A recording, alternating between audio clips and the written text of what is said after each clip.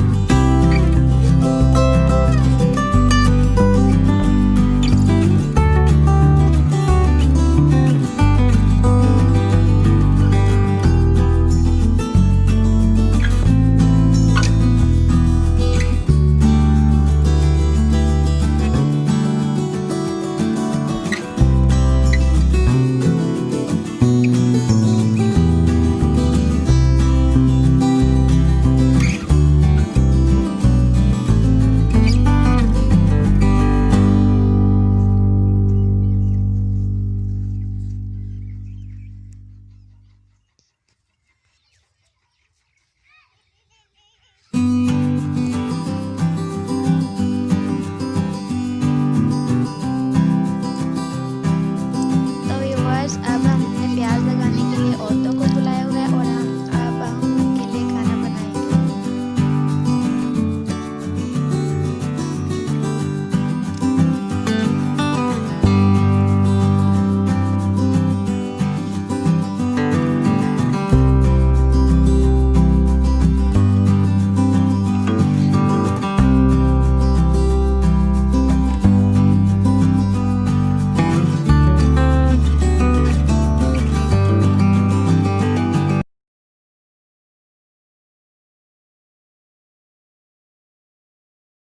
Viewers, अब हम आलू मटर वाले पुलाव बनाने लगे हैं।